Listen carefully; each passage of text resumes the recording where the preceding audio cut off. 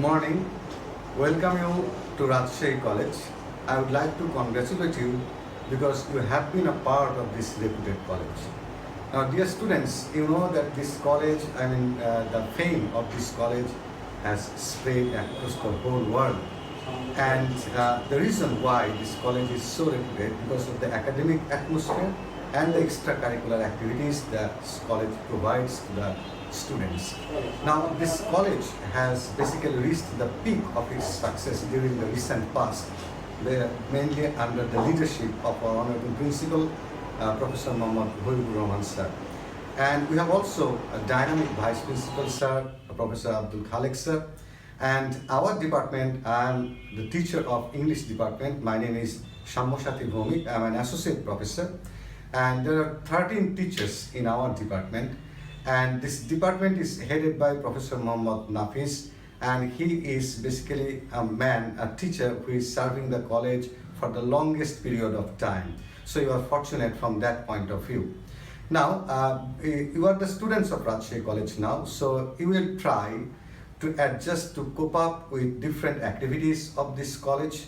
And from the very beginning, I will request you to follow the online classes so that we can advance, so that we can progress in our academic, life, in our texts, in our lessons, in our studies. And you will also see that how earnestly the college or the institution is trying for the betterment of the students.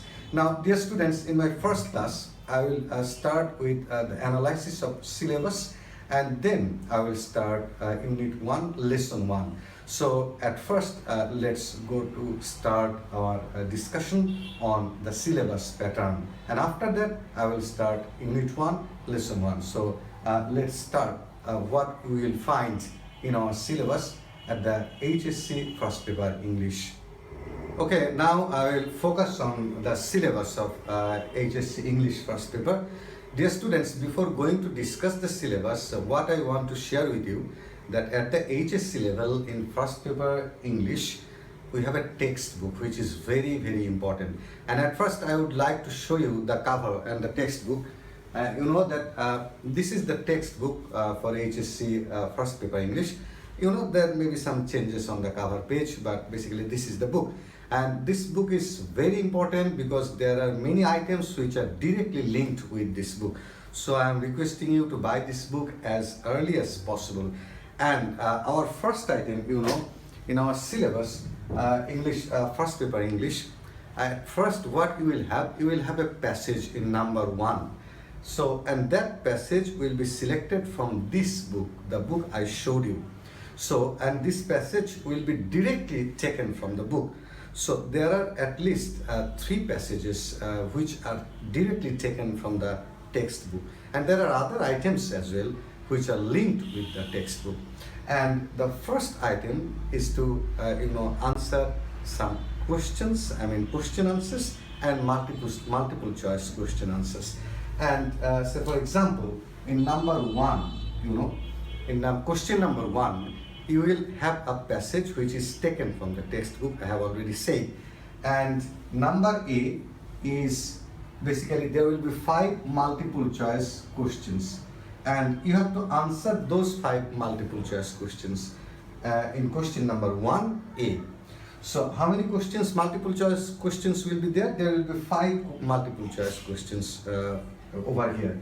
And these questions are focused on a passage, taken from the passage, prepared based on a passage, and the passage is taken from the book, which I am repeatedly telling you. Now, the second issue is in number B, you will have 5 questions, which I said at the beginning, question answer item. And you have to answer these questions. These questions are also based on the passage that has been selected. And you have to answer the questions.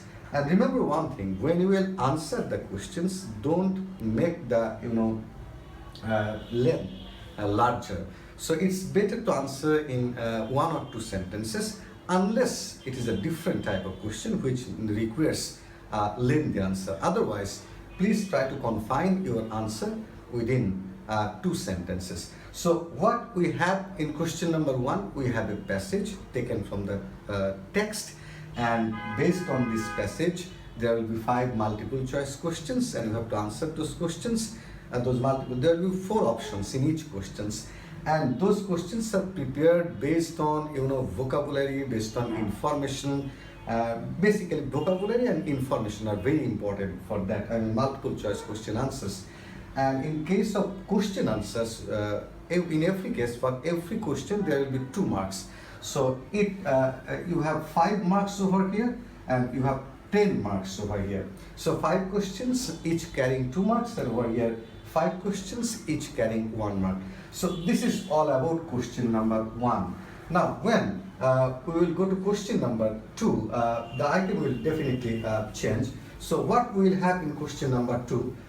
In question number 2 we have again another passage, but the item is known as flow chart. So what is flow chart?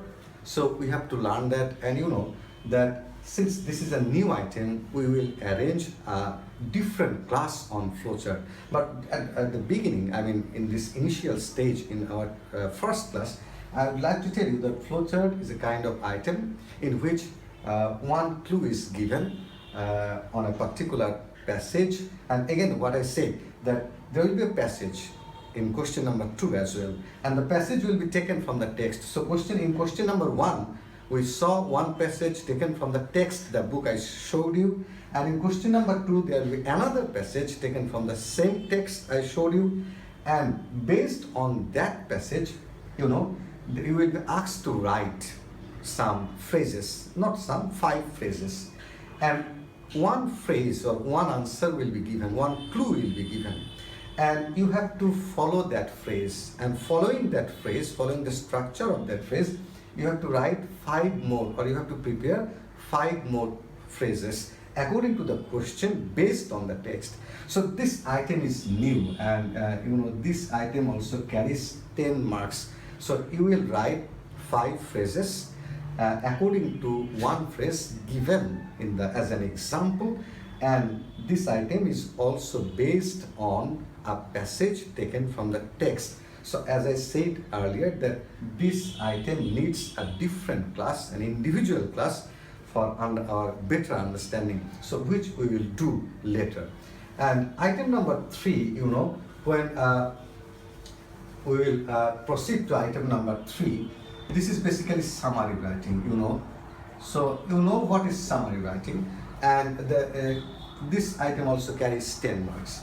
And you will be given again a passage or a poem, and very interesting, very significant, that whether a passage is selected, I mean a prose item is selected, it will be selected from the text, or even if a poem is selected, it will be selected from the text that I showed you. So now it's clear that question number 1, question number 2, and question number 3 are directly linked and based on the textbook. So in case of summary writing, it can be prose or it can be poem. And how you will write summary, again I must say that it is, we will arrange a different class on summary writing, and since it's our initial class, I will just tell you the items that we have in HSC first paper English, but each item will take a different class. So you have got some ideas, you have got some preliminary ideas about summary writing because you did it at the SSC level. So item number 3 is summary writing, and item number 4, fill in the gap activities. So item number 4 is fill in the gap activities with clues. You will have some clues. So there will be 10 gaps, and each carrying 10 gaps, and each carrying 0.5 marks. And this item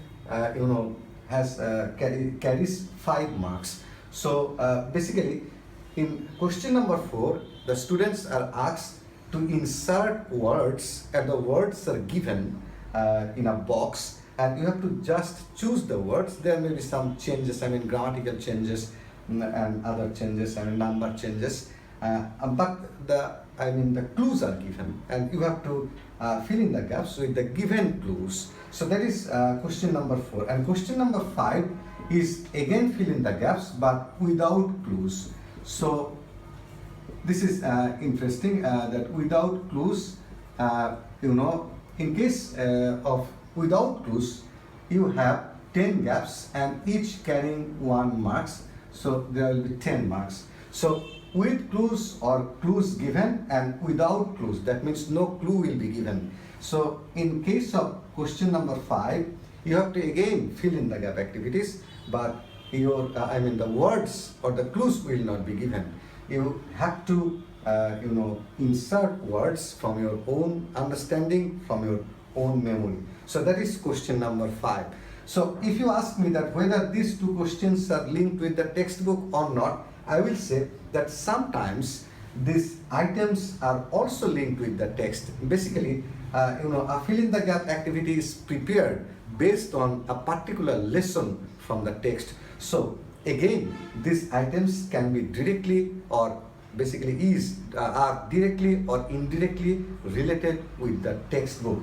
So you can easily understand that how important this textbook is going to be for you in HSC first paper English. Now, if you go to question number 6, so what we find, question number 6 is basically rearrange, and this item is easy for you because you did it at the SSC level. So there will be 10 sentences, and those sentences are given in jumble order. The order is violated or broken, and you have to just maintain the order of the sentences. It's a kind of story, and you are familiar with this item since you had it at the HSC level, and it also carries 10 marks. So it's probably the easiest item in HSC first paper English. So up to question number 6, you can say that these are focused on reading skills. What are reading skills, what are writing skills? These issues we will discuss gradually. And from 7, basically writing skill will start. And I'm not going to discuss question number 6 because you have already had some ideas at the SSC level. And our writing skill starts from question number 7, which is paragraph, So you also know what is paragraph. You did it at the SSC level, you did it in class 6, 7, 8 as well. So what I want to share with you that over here, this item carries 10 marks and you will be given a word limit of 200. So the word limit is 200 and you have to answer within 200 words, and the item carries 10 marks. And there will be some questions, and according to the questions, you have to prepare your answer in such a way so that you can form a paragraph. So you have to write a paragraph based on some given questions. So that is important. Moreover, one more thing I must share with you, that this paragraph in first paper English is also related to different topics discussed in different lessons of first paper English book. So this is again very important, that the paragraphs are prepared based on different items discussed in different lessons of the textbook. So again, for this item, the textbook is also important. Now, if we go to question number 8, so what's there? What we will find in question number 8? It basically focuses on story writing. So story writing, it carries 7 marks. And this story writing, you had story writing at the SSC level, so I'm not going to explain it in today's class. Story writing, we expect that the story writing will be on unfamiliar incidents, but sometimes we see that Aesop's fables are also selected over here. But remember one thing, that the students are expected to be very creative in case of story writing. So sometimes unseen stories or unseen incidents are also introduced, and the students are asked to prepare a story. Only the first 1 or 2 lines are given. The rest is the students are free and they basically create a plot and they write the story. But in case of Aesop's fables, a known story, it's our suggestion to the students to follow that particular story. So it carries 7 marks, and since you had story writing at the SSC level, so we don't need that much discussion. So what about question number 9, or what we will have in question number 9? In question number 9, you will have email or letter. Now, email or letter in question number 9, remember one thing, this is informal, not formal email or formal letter. Informal means that you are writing a letter to your friend, you are writing a letter to your father. So this sort of letter or email, and it carries 5 marks. So question, and you are also familiar with this task, so I am not going to discuss it. And what about question number 10? We are towards the end of our syllabus analysis in brief. But remember one thing, that it's not possible to discuss the syllabus in a single class. I'm just introducing you with different items. So what you will have in question number 10, you will have graph chart. You know, you had also a graph chart at the SSC level. So you don't need any discussion on this item. And you know that there are 10, there is 10 marks. This item carries 10 marks. So graph chart is usually written in 120 to 150 words. Since you are familiar with this task, so I am not going to explain it. And the last one is, you know, theme. This is very important. So there is a difference, and it carries 8 marks. So there is a difference between theme and summary. Summary is basically to write something in brief, and theme is basically to say that what is the story about or what is the poem about.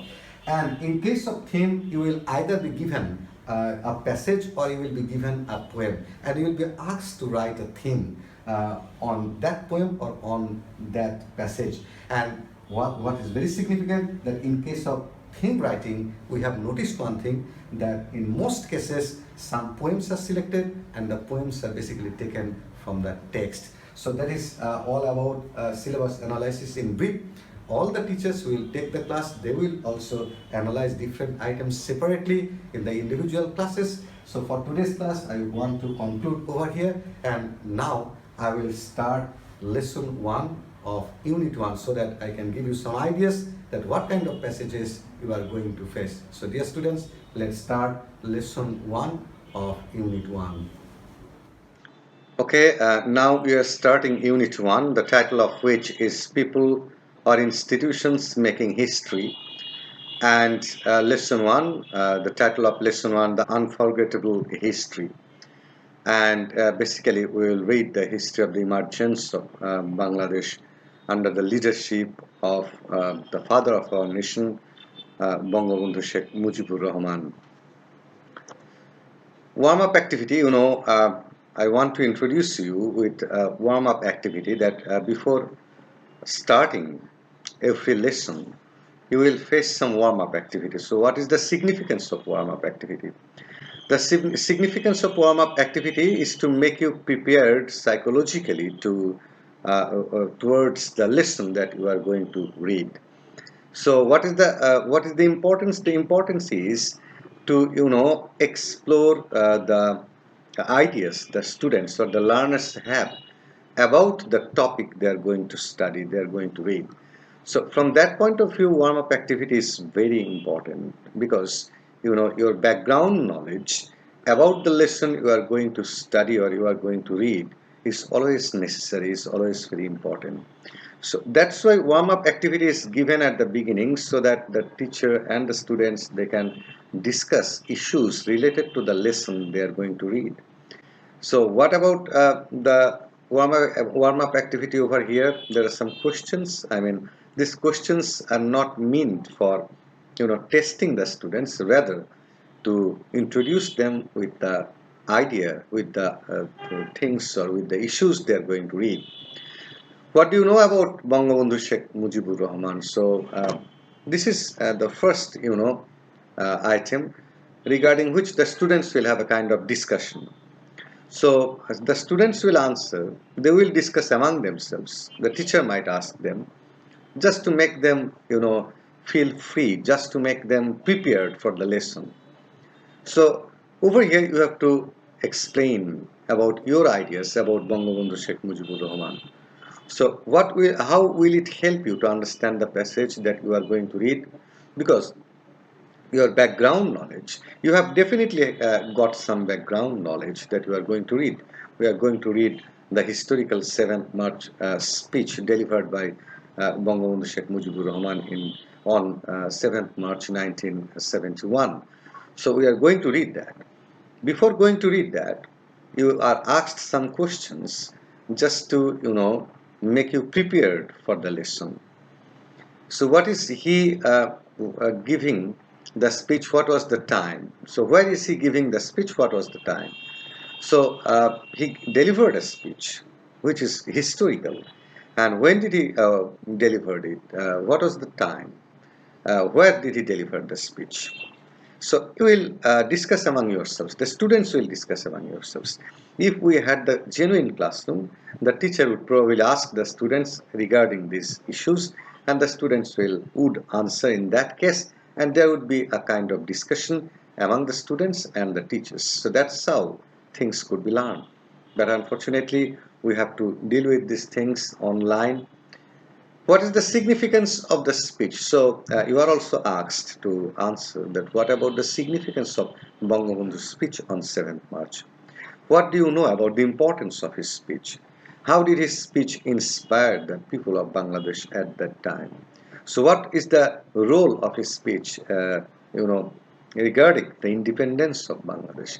How did his speech, encourage the people at that time? How is his speech related to the historical, incident of Bangladesh? So there are many importances and significance of Bangabandhu's speech delivered on 7th March 1971. Have you ever heard the speech? Where? So we all have heard his speech many times, and many of the lines, many of his remarks, many of the sentences of his speech, we have, subconsciously memorized, and it's already in our mind. Every Bangladeshi person, every Bangladeshi, has heard his speech, and we can recollect some, many parts of his speech, and some of us also we can recollect the entire speech. So this speech is linked to the emergence of Bangladesh. This speech basically worked behind the emergence of Bangladesh, the liberation of or the freedom of Bangladesh. Now let's start. We are reading, dear students, Bangabandhu's speech delivered on 7th March 1971. My brothers, I stand before you today with a heart overflowing with grief. So that's how Bangabandhu started his speech. Now, at the very beginning of my discussion on Bangabandhu's speech, I want to share certain things with you. That when we will read this lesson, when we will read Bangabandhu's speech in English over here, remember certain things. That what is the significance of his speech? What literary devices he used in his speech? What kind of tone he used in his speech? What kind of words, phrases, and sentences he used in his speech? Bangabandhu's speech became so popular, became so effective and significant for the emergence, for the freedom of Bangladesh. There are some reasons. The reasons are now, it is deeply related to the history of Bangladesh. Now, he has explained, we will read the speech, but since we all have heard his speech many times, so we have some ideas, we have got some ideas about his speech. Since we have got another opportunity to read his speech in English, that's why I am telling all these things. When we will read this speech, we will come to understand, we will come to know about the history that led to the liberation war. He will, in his speech, he will give you some ideas about the historical background that led to this situation. Secondly, I said that he used such a tone in his speech which which touched the heart of Bangladeshi people at that time. The tone was exceptional. Then he had such an argumentative style in his speech, as if he is making arguments with the Pakistani rulers sometimes. So he is convincing the Bangladeshi people, he is telling them regarding the necessity, regarding different steps they might have taken, and at the same time he is also showing the reasons why we are protesting, we are going to protest the Pakistani rulers. So there is argumentative style in his speech. So there is, beautiful use of his tone. There is argumentative style that he used in his speech. There are some literary devices, simile, metaphor, imagery that he used in his tone. There are some beautiful words and phrases he used in his speech, and he used those words which are very familiar to the people of Bangladesh. And his speech was delivered in such a way that it touched people from all strata of the society. So remember these things, and we are starting now.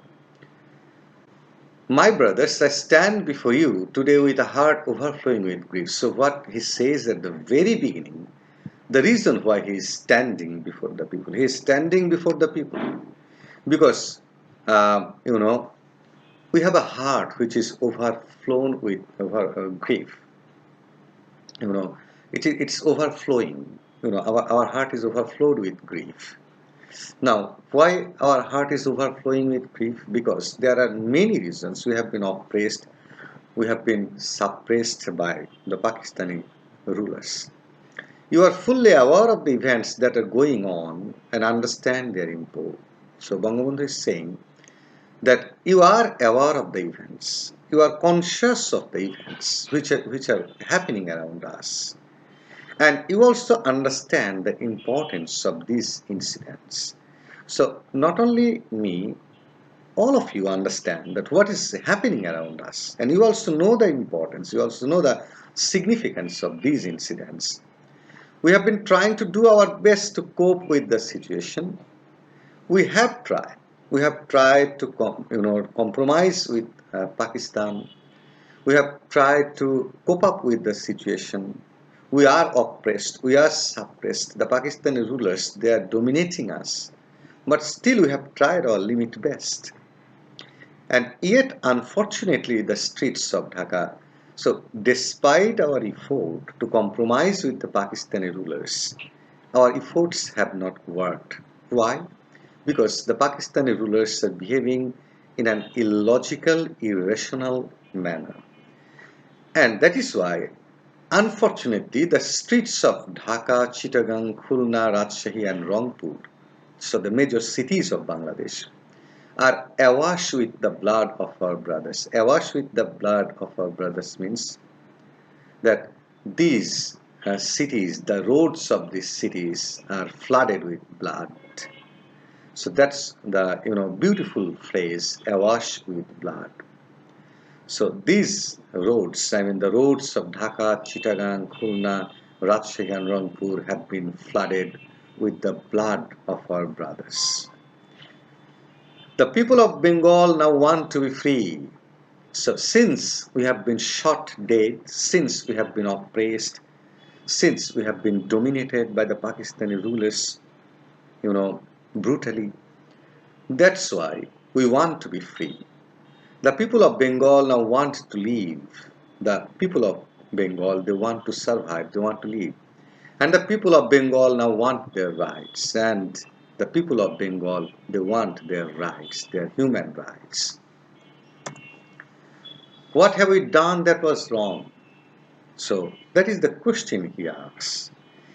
I said at the very beginning that Bangabandhu's tone in this speech, was, so significant, and it was so, important for the people of Bangladesh, that it touched the heart of the people.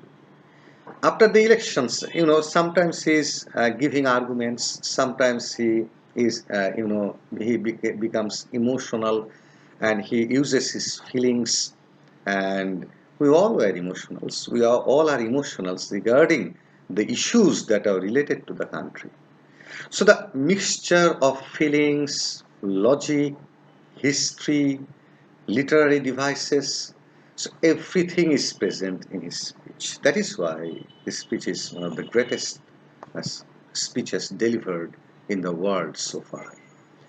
So what have we done that was wrong? So what was our mistake? Why are we oppressed?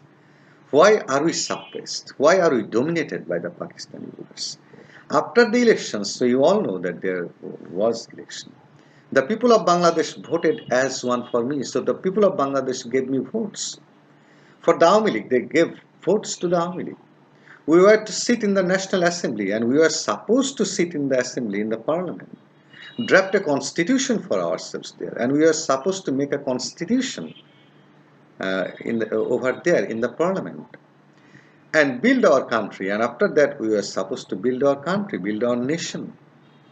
The people of this land would thereby get economic, political, and cultural freedom. And eventually, the people of this land, I mean the people of Bangladesh, they were expected to get economic, political, and cultural freedom. But we have been deprived of everything.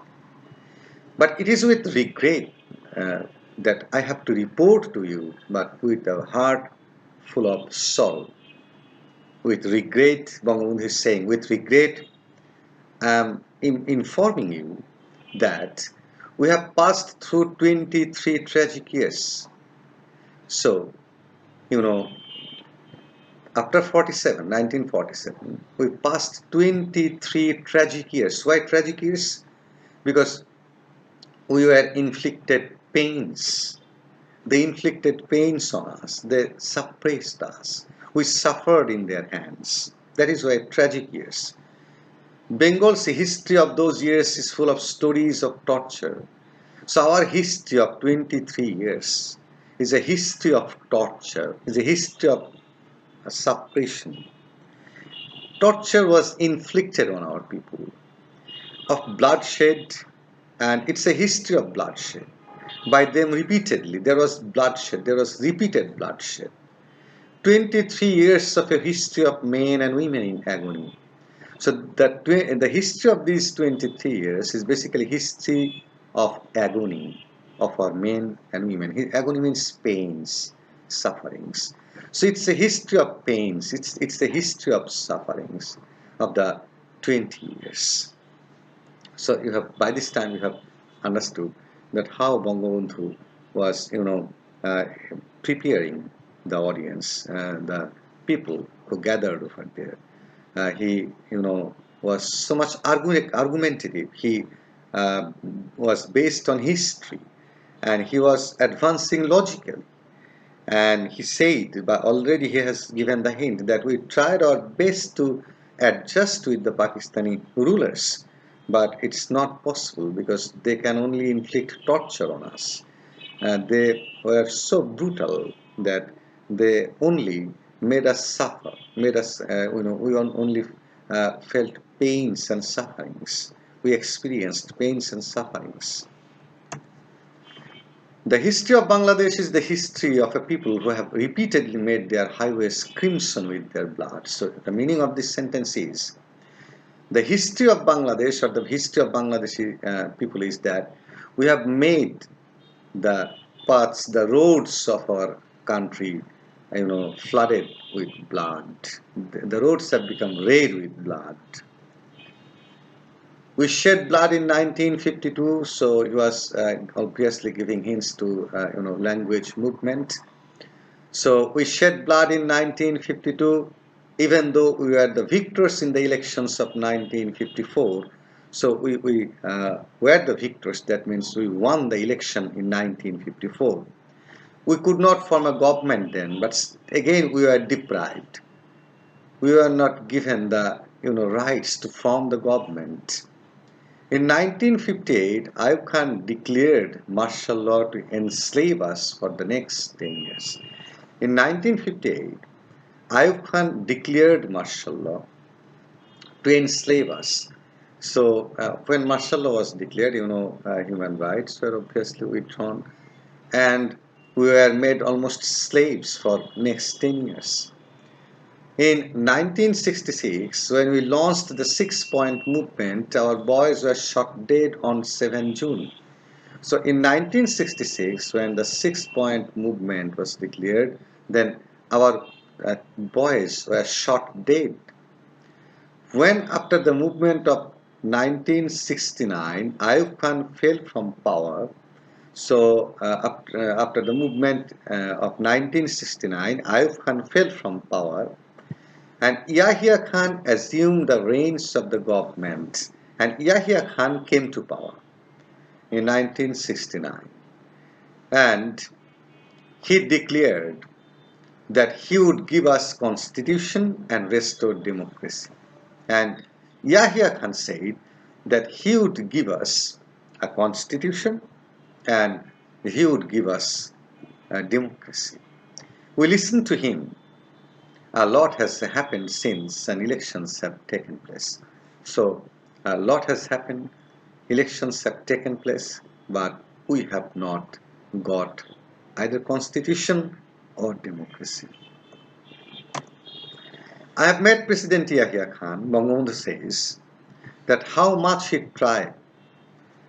I have made a request to him not only on behalf of Bengal but also as the leader of the party which has the majority in Pakistan. So on behalf of Bengal and also as the leader of the majority party in Pakistan, I said to him, you must hold a session of the National Assembly on 15 January. So Bangabandhu asked him to hold session, of the National Assembly on 15 January.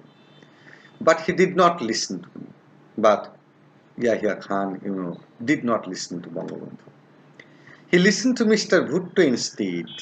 So, instead of listening to Bangabandhu, he listened to Bhutto. At first he said that the meeting would take place in the first week of March. So at first Yahya Khan said that there would be a meeting in the first week of March. We said fine, we will be taking our seats in the assembly then. So Bangabandhu says in his speech that we said, well, still we will sit in the assembly.